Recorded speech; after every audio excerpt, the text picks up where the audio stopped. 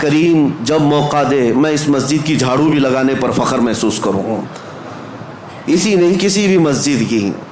اللہ کریم اس سے مقامات بلند عطا فرماتا ہے۔ آپ آتے ہیں مسجد میں، نماز پڑھنے کے بعد درود پاک پڑھیں، اللہم صلی علی سیدنا و مولانا محمد معدن الجود والکرم وآلہ واصحابہ الکرام وابنہ الکریم وبارک وسلم صلاۃ دائمۃ سرمدا ابدا۔ اللہ کا فضل و احسان ہے، ہماری اس مسجد پاک میں رضوی دولہا تشریف فرما ہے، اور اس مسجد پاک کو نسبت ہے سرکار حضور مفتی اعظم ہند سے، بلکہ مسجد کا نام ہی ہے مفتی اعظم ہند مسجد۔ اور آج اس کی افتتاحی تقریب میں مجھے لگتا ہے سرکار مفتی اعظم ہند کی روحانیت شامل ہے، جس کی وجہ سے آج اس افتتاحی تقریب میں خود سرکار مفتی اعظم ہند کے نواسے حضور منان میاں صاحب تشریف فرما ہے۔ شیر رضا اور اعلیٰ حضرت کے نسب میں اور اعلیٰ حضرت کے نسل پاک میں چمکتا ہوا ایک چراغ ہمارے درمیان موجود ہے۔ اللہ کریم ان بزرگوں کا سایہ ہم پر دراز فرمائے۔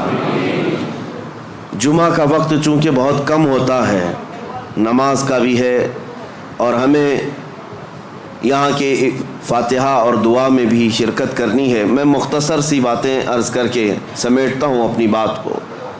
اللہ تعالیٰ نے ابراہیم علیہ السلام اور اسماعیل علیہ السلام دونوں کو تعمیر کا حکم دیا، اور تعمیر ہوئی خانہ کعبہ کی۔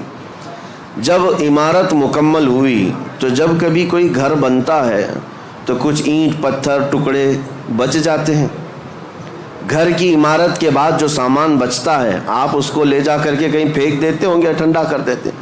خانہ کعبہ کی تعمیر کے بعد جو مٹی، اینٹ، پتھر، گارے جو جس سے بھی بنا تھا وہ بچا تھا، تو ابراہیم علیہ السلام نے اس کے متعلق پوچھا رب ذوالجلال سے، مولا یہ جو تعمیر سے بچ گیا ہے اس کا کیا کیا جائے؟ اللہ کریم کا حکم ہوا، اے ابراہیم وہ جتنی مٹی بچی ہے یا گارا یا جو کچھ بھی بچا ہے اس کو اٹھاؤ، جمع کرو اور ہوا میں پھینک دو۔ خانہ کعبہ کی بنائی ہوئی اور بچی ہوئی مٹی، ابراہیم علیہ السلام اپنے ہاتھوں سے وہ ساری مٹی اور جو بچا ہوا سامان تھا جمع کیا اور ہوا میں اسے اٹھا کر پھینک دیا، وہ ہوا میں غائب ہو گئی، کہیں لے جا کر کے پھینکا نہیں۔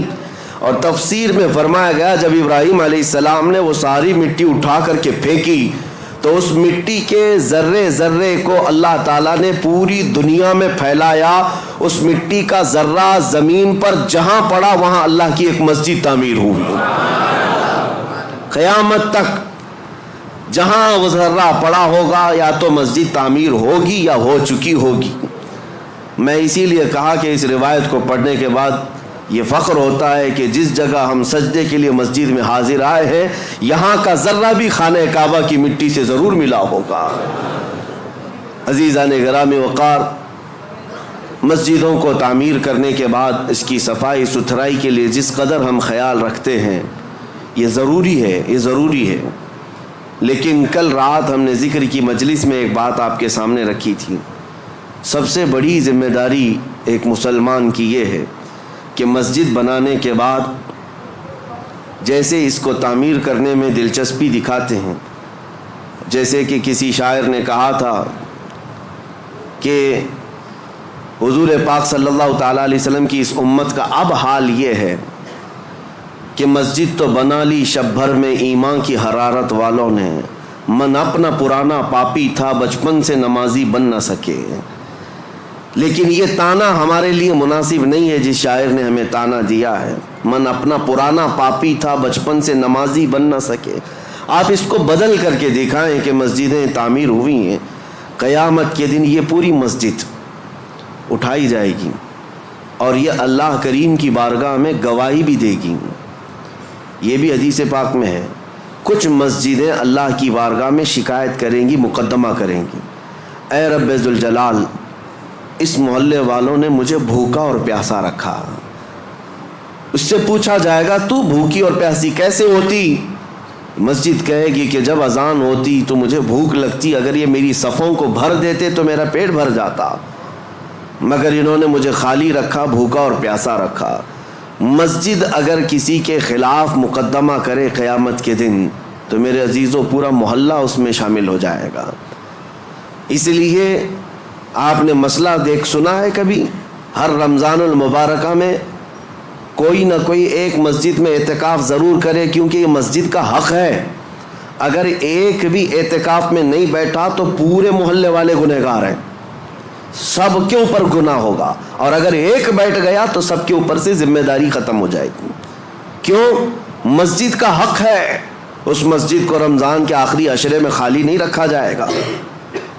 اسی طرح سے جو بات میں عرض کر رہا تھا وہ یہ ہے کہ مسجد کو جس طرح تعمیر کر کے چمکایا جاتا ہے، اس سے زیادہ تمہیں خیال ہونا چاہیے مسجد کے متعلق، کہ مسجد کے متعلق آپ کیا کہتے ہیں؟ یہ اللہ کا گھر ہے۔ سب یہی کہتے ہیں نا، مسجد کیا ہے؟ اللہ کا گھر ہے۔ اللہ کا گھر کا مطلب کیا ہے؟ اللہ رہتا ہے، اللہ رہتا ہے نہیں، نسبت کے لیے کہا گیا ہے کہ اللہ کا گھر ہے، اس کا مالک صرف اللہ ہے۔ کوئی مسجد کا متولی، کوئی مسجد کا امام، کوئی مسجد کا خادم، کوئی مسجد کا ٹرسٹی کبھی یہ نہ سمجھے کہ یہ میری پراپرٹی ہے۔ مسجدیں جو ہوتی ہیں وہ صرف اور صرف اس کی ملکیت اللہ کے حوالے ہیں۔ کبھی آپ نے سوچا کہ یہ مسجدیں جو شہید ہوئی ہماری، گورنمنٹ تو آفر دیتی ہے کہ اس جگہ چھوڑو دوسری جگہ بنا لو، ہم کیوں نہیں مانتے؟ اس کی وجہ یہ ہے کہ ہم اگر مالک ہوتے تو کمپرومائز کرتے، مالک اللہ ہے، ہمیں صرف حفاظت کے لیے مامور کیا گیا اور ہم زندگی بھر اس کی حفاظت ہی کریں گے۔ اور آپ کو پتہ ہے جب ابرہہ بادشاہ خانہ کعبہ ڈھانے کے لیے آیا تھا، کئی 100 ہاتھیوں کو لے کر کے اس نے مکہ میں سب سے پہلے بڑے بڑے لوگوں کا مال لوٹ لیا اور کئی لوگوں کو قید کیا۔ اس میں حضرت عبد المطلب جو رسول اللہ کے دادا ہیں، ان کے 100 اونٹ اس نے قبضہ کر لیے تھے۔ حضرت عبد المطلب خانہ کعبہ کے متولی تھے، اس وقت متولی تھے، خدمت پر آپ ہی مامور تھے۔ تو خانہ کعبہ کو ختم کرنے کے لیے آیا تھا ابرہہ بادشاہ یمن سے کئی ہاتھیاں لے کر۔ حضرت عبد المطلب گئے بات کرنے کے لیے کہ میں بات کرتا ہوں، تو ابرہہ نے ان کو اجازت دی آنے کے لیے اپنے دربار میں آئے۔ پوچھا اس نے کہ کیا معاملہ لے کر آئے ہو؟ حضرت عبد المطلب نے کہا میرے جو 100 اونٹ تم نے ہتھیائے ہیں وہ واپس کر دو، مجھے میرے اونٹ دے دو۔ وہ ہنسنے لگا کہ تجھ کو کس نے خانہ کعبہ کا متولی بنایا؟ تجھے پتہ نہیں میں یہاں کیوں آیا؟ میں آیا ہوں خانہ کعبہ کو ختم کرنے کے لیے اور تم بات کر رہے ہو اپنے اونٹوں کی۔ ہونا تو یہ چاہیے تھا کہ تم میرے سے بات کرتا کہ کعبے کو مت ڈھاؤ، کعبے کو مت برباد کرو۔ حضرت عبد المطلب نے مسکرا کر یہی جواب دیا تھا، اونٹوں کا مالک میں ہوں، اس سے سوال کرنے آیا، کعبے کا جو مالک ہے وہ خود ہی اس کی حفاظت کرے گا۔ اللہ کریم وہ حفاظت فرمائے گا، ہم تو اس کی خدمت پر مامور ہیں۔ عزیزان گرامی، یہی نظریہ مسجدوں کی دیکھ بھال کرنے والی انتظامیہ کے ذہن میں رہے کہ ہم مسجد کے مالک نہیں، مسجد کے خادم ہیں اور ہمیشہ رہیں گے۔ اور دوسری بات جو میں کہنے جا رہا تھا وہ یہ کہ جتنا اس کی عمارت کو چمکایا، اس سے کئی زیادہ چمکانے کی جس چیز کو ضرورت ہے وہ کیا ہے؟ میں ایک لفظ آپ سے پوچھا کہ مسجد کو آپ کیا کہتے ہیں؟ اللہ کا گھر ہے۔ مسجد اللہ کا گھر ہے۔ یہاں اگر آپ کے سامنے کوئی غلاظت لا کر کے ڈال دے، برداشت کریں گے آپ؟ کوئی مسجد کے فرش پر تھوک دے، اپنا رینٹ نکال کر ڈال دے، باہر کی غلاظت لا کر ڈال دے، آپ برداشت کریں گے؟ ذہن میں موجود ہے اللہ کا گھر ہے، پاک ہی ہونا چاہیے، ایک نجاست کا تنکا بھی ہم برداشت نہیں کرتے۔ کیوں؟ اللہ کا گھر ہے۔ جبکہ فرمایا گیا حدیث میں، قلب المؤمن عرش اللہ، مومن کا دل اللہ کا عرش ہوتا ہے۔ مومن کا دل اللہ کا عرش ہے۔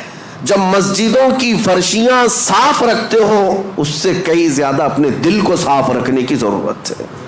جتنا اس کو چمکایا اس سے زیادہ اپنے دل کو چمکاؤ، جتنا اس کو صاف کیا ہے، زینت دیا ہے، اتنا ہی اپنے دل کو زینت دو۔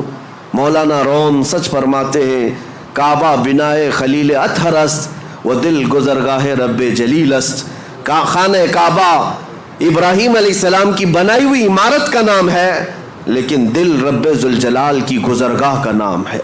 یہاں رب ذوالجلال تمہارے قلب کی طرف نظر فرماتا ہے، اس لیے اس کو پاک رکھنا چاہیے۔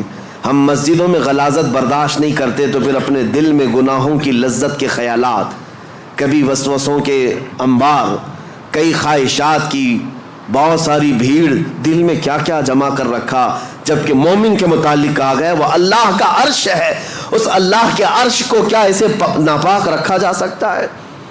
اس دل کی جتنی صفائی اور پاکی ہوگی اس قدر تم مقامات کو بھی پاتے جاؤ گے۔ اب آپ کو کیسے پتہ چلے یہ دل پاک ہے یا نہیں؟ اس کی سمپل سی مثال ہے، مسجد میں وضو کرنے کے لیے آتے ہیں، یہ نل لگے ہوئے ہیں وضو کے، ظاہر سی بات ہے اس کی ٹنکی تو کہیں لگی ہوگی، پانی کہیں جمع ہوتا ہوگا، وہیں سے تو نلوں میں آتا ہے۔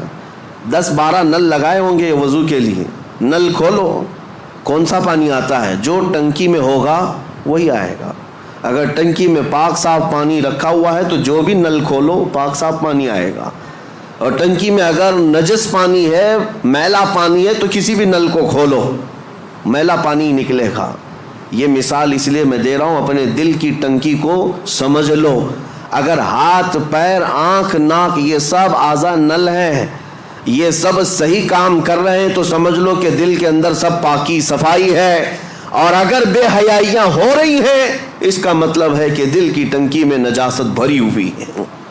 آنکھیں خطا کرتی ہیں، زبان غلاظت بکتی ہے، ہاتھ گناہ کرتے ہیں، پیر گناہ کرتے ہیں، تو اس کا مطلب یہ ہے یہ اعضاء کا کنیکشن دل سے ہے۔ اگر دل ناپاک ہے تو ہر عضو ناپاکی کرے گا، ہر عضو ناپاکی کرے گا۔ اسی لیے حدیث پاک میں میرے آقا صلی اللہ علیہ وسلم فرماتے ہیں الا وان فی الجسد مضغۃ اذا صلحت صلح الجسد كله واذا فسدت فسد الجسد كله الا وهي القلب۔ میرے آقا فرماتے ہیں آگاہ ہو جاؤ، تمہارے جسم میں گوشت کا ایک ٹکڑا ہے، اگر وہ صحیح ہو گیا تو سارے اعضاء، جسم کے سارے پارٹس صحیح ہو جائیں گے، اور اگر وہ بگڑ گیا تو سارے اعضاء بگڑ جائیں گے۔ وہ کیا ہے؟ حضور فرماتے ہیں وہ دل ہے، وہ تمہارا دل ہے۔ اسی لیے لقمان حکیم کے لیے حکم ہوا تھا، ایک بادشاہ نے کہا ایک بکری ذبح کرو، اس میں جو سب سے اچھی چیز ہے وہ لے آؤ۔ آپ نے ذبح کیا اور دل لے جا کر بادشاہ کے پاس رکھا، کہا پورے جسم میں سب سے اچھی چیز یہ ہے۔ بادشاہ نے دوسرے دن ایک بکری دی اور کہا سب سے بری چیز نکال کر لاؤ۔ دوسرے دن ذبح کیا اور پھر دل لے جا کر کے ہی بادشاہ کے سامنے رکھا، کہا یہی سب سے بری چیز ہے۔ اگر صحیح ہو گئی تو سب سے اچھی چیز جسم میں دل ہے، اور اگر بگڑ گیا تو سب سے بری چیز دل ہے۔ میں آج اس بات کو اس لیے عرض کر رہا ہوں کہ جتنا مسجدوں کی صفائی پر خیال رکھنا ضروری ہے اتنا اپنے دل کی صفائی پر بھی ضروری ہے۔ اگر اس کو آپ نے ناپاک ہی رکھا اور ایسی آوارہ رکھا تو 1000 سجدے کرنے کے بعد بھی تمہارا دل ناپاک ہی رہ جائے گا۔ مجھے وہ بات یاد آتی ہے کہ بعض حضرات بہت ساری چیزیں صاف کرتے ہیں۔ ایک گاؤں میں کنویں میں کتا گر گیا تھا، اور مولانا صاحب سے آ کر انہوں نے مسئلہ پوچھا کیا کیا جائے؟ شریعت کا مسئلہ ہے کہ چوہا گرے تو اتنے ڈول پانی نکالو، بلی گری تو اتنے ڈول، کتا گرے تو پورا پانی نکال دو، کنویں کا پورا پانی نکال دو، نجس ہو گیا ہے۔ گئے گاؤں والے، پورا پانی نکال دیا۔ چند دنوں کے بعد پھر پانی بھرتا ہے کنویں میں، پھر بھر گیا تو اس میں کتے کے بال وال سب نظر آنے لگے۔ مولانا صاحب نے، مفتی صاحب نے پوچھا کہ یہ کیا ہے؟ ابھی بھی تو ایسی چیز بدبو آ رہی۔ کہا کہ حضرت ہم نے پانی تو پورا نکالا، کتا ابھی اس کے اندر ہی ہے۔ آپ نے کب کہا ہم کو کہ کتا بھی نکالو؟ تو انہوں نے کہا میرے کہنے کا مطلب یہ ہے کہ جس سے نجاست بھری تھی پہلے وہ چیز نکالتے، بعد میں پانی نکالتے۔ بات ایسی ہے کہ ہم اپنے اعضاء کو سنوارنے میں تو لگے ہیں، تم اپنے ہاتھ، پیر، آنکھ اور ناک اور زبان کو سنوار تو لیتے ہو، لیکن دلوں کے اندر جو نجاست کا کتا مرا ہوا ہے اس کتے کو جب تک نکالا نہ جائے گا بدبو ہمارے اعضاء سے آتی رہے گی۔ اس لیے میرے عزیزوں سب سے پہلے اپنے دلوں کی صفائی۔ مجھے ایک بات یاد آتی ہے، اللہ کریم جب موقع دے میں اس مسجد کی جھاڑو بھی لگانے پر فخر محسوس کروں، اسی نہیں کسی بھی مسجد کی۔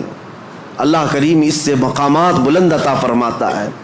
آپ آتے ہیں مسجد میں نماز پڑھنے کے بعد، کوئی یہاں پر خادم کہاں ہے، امام کہاں ہے، مؤذن کہاں ہے، ان کو چلاتے مت بیٹھو۔ اگر کچرا دکھا تو سب سے پہلے بڑھ کر کے اٹھاؤ اور خود صاف کرو، اس حصے میں تم بھی شامل ہو جاؤ۔ یہ نہیں کہ یہاں آ کر کے فلاں کہاں ہے، تنخواہ کیوں لیتا ہے، یہ صفائی کیوں نہیں رکھتا. تم آرڈر دینے والے نہیں ہو، وہ اللہ کریم کے گھر کی عبادت اور خدمت میں لگا ہوا ہے. مصر کے ایک بڑے بزرگ شیخ متولی شعراوی رحمۃ اللہ علیہ، جنہوں نے پورے قرآن کی تفسیر لکھی ہے، اور عرفات کے میدان میں ان کو خصوصی خطاب کے لیے لایا گیا تھا. پورے عرب کے سب سے بڑے عالم دین، اللہ کے ولی، جن کے متعلق میں آپ کو بتاؤں، وہ اتنے بڑے مفسر کہ ہزاروں علماء ان کے شاگرد ہیں. ان کا ڈرائیور، وہ خود کہتا ہے کہ روزانہ رات کے 12 بجے کار لے کر اپنے گھر سے نکلتے، میں ہوتا ساتھ میں حضرت ہوتے، تقریباً 70 سال کی عمر ہے، اور مسجد چلے جاتے، مسجد سیدہ نفیسہ، مسجد امام حسین، کئی مسجدیں ان کی خاص تھی. رات کو جاتے اور ڈرائیور سے کہتے دروازہ کھلوا کر اندر چلے جاتے، یہ باہر ویٹ کرتا رہتا. گھنٹہ 2 گھنٹے کے بعد آتے. ظاہر سی بات، اللہ والے نماز پڑھ رہے ہوں گے، تہجد یا عبادت میں مصروف. برسوں یہ سلسلہ چلتا رہا. میرے عزیزو، ان کے انتقال کے بعد یہ پتہ چلا، مسجد کے ایک خادم نے، جو مسجد ہے سیدہ نفیسہ میں یا کوئی ایک مسجد میں، خادم نے ڈرائیور سے ملاقات کی اور کہا کتنا اچھا وہ زمانہ تھا جب وہ آتے تھے حضرت نماز کے لیے. یہ ڈرائیور کہنے لگا کہ میں 2 گھنٹے باہر انتظار کرتا تھا، حضرت کا وصال ہو گیا. کیسی عبادت کرتے تھے مسجد میں جا کر، تم تو اندر رہتے تھے، تم خادم ہو، کبھی دیکھا میرے حضرت کو؟ وہ خادم رونے لگا اور کہا ڈرائیور سے، وہ راز تھا میں بتا نہیں سکتا، لیکن اب ان کا انتقال ہوا، میں بتاتا ہوں. حضور تشریف لاتے رات کے 12 بجے، وہ عبادت کرنے کے لیے نہیں بلکہ سیدھے طہارت خانوں میں جاتے اور اپنے ہاتھوں سے سارے طہارت خانے دھوتے تھے، وضو خانے کو اپنے ہاتھوں سے صاف کرتے تھے، اپنے ہاتھوں سے سارے استنجا خانے صاف کرتے. کس عالم دین کی بات کر رہا ہوں جس کے ہزاروں شاگرد ہیں، پورے قرآن کی تفسیر لکھی ہے. اللہ کریم کے ایسے بزرگ ولی اپنے ہاتھ سے رات کے وقت پوری مسجد کے طہارت خانے صاف کرتے. اور پھر ایک دن میری نظر پڑی تو انہوں نے مجھے کچھ پیسے دی اور کہا زندگی بھر یہ کسی کو بتانا مت، میں یہ صفائی اس لیے کرتا ہوں کہ مجھے میرے رحمان پر یقین ہے، اس کے گھر کو میں اپنے ہاتھ سے صاف کروں گا، میرے دل کو وہ صاف کرے گا، میرے دل کو وہ پاک کرے گا. اور اللہ نے ایسا پاک کیا کہ جب وہ بزرگ شیخ متولی شعراوی رحمۃ اللہ علیہ کے انتقال کا وقت آیا، میں آپ کو بتاؤں ہمارے اساتذہ موجود تھے جنہوں نے کہا سرانے کے پاس کئی علماء کھڑے تھے، وہ بستر پر لیٹے ہوئے تھے. اچانک آپ نے کہا کہ ہٹ جاؤ تم سب یہاں سے، سرانے کے پاس سے ہٹ جاؤ. وقت کے بڑے بڑے لوگ کھڑے تھے. اس کے بعد اچانک انگلی اٹھائی، کہا اشہد ان لا الہ الا اللہ واشہد انک رسول اللہ. کلمہ طیبہ ایسے نہیں پڑھتے، اشہد ان محمدن رسول اللہ. میں گواہی دیتا ہوں کہ اللہ کے سوا کوئی معبود نہیں، اور گواہی دیتا ہوں محمد صلی اللہ علیہ وسلم اللہ کے رسول ہے. کلمہ یہی ہے، پڑھتے ہوئے دنیا سے جائیں. لیکن آپ نے آخری وقت میں انگلی اٹھائی اور یوں کلمہ پڑھا، میں گواہی دیتا ہوں کہ اللہ کے سوا کوئی معبود نہیں، اور میں گواہی دیتا ہوں کہ آپ اللہ کے رسول ہیں. یہ اس وقت بندہ کہتا ہے جب رسول اللہ کو اپنے سامنے دیکھ رہا ہو. جب اپنے سامنے دیکھ رہا ہو تب یہ کہہ سکتا ہے انک رسول اللہ، آپ اللہ کے رسول ہیں. پھر ان کا وصال ہوا. علماء کرام کہتے ہیں کہ ہم نے ایسی موت کسی کی نہیں دیکھی جو انگلی اٹھا کر خود رسول اللہ کو دیکھ رہا ہو اور دنیا سے جا رہا ہو.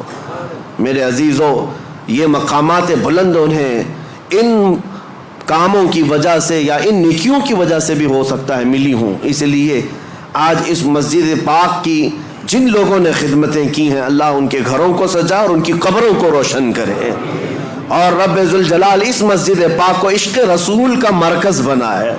یہاں سے خرافات نہ ہوں، فتنے نہ ہوں، جھگڑے فسادات نہ ہوں، بلکہ مسجدوں کے متعلق حدیث پاک میں ایک بات آتی، اس لیے ڈر لگتا ہے.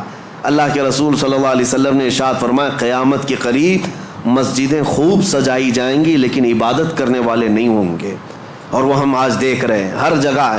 لیکن اس کا مطلب یہ نہیں کہ مسجد کو سجانا نہیں چاہیے، سجائیں، اپنے گھر سے زیادہ سجائیں، لیکن ساتھ اس مسجد کی رونق اور زینت یہاں ہونے والے کاموں سے ہے۔ اگر عبادات مکمل ہو رہی ہیں، نمازیں صحیح ہو رہی ہیں، اس کے علاوہ اللہ کے ذکر ہو رہے ہیں، رسول پاک صلی اللہ تعالیٰ علیہ وسلم کے بارگاہ میں سلام، یہ سب چیزیں ہو رہی ہیں، تو گویا کہ آپ نے مسجد کا حق ادا کیا ہے، مسجد کا حق ادا کیا۔ اللہ کریم ہم سب کو اس مسجد پاک کا حق ادا کرنے کی توفیق عطا فرمائے۔ آخری بات، جہاں تم سجدے کرتے ہو ان صفوں میں میرے آقا صلی اللہ علیہ وسلم کی حدیث ہے، اس کا مفہوم میں عرض کر رہا ہوں، جس دن تمہارا انتقال ہوگا، کوئی روئے یا نہ روئے، مسجد کا وہ ٹکڑا تمہارے غم میں روتا ہے۔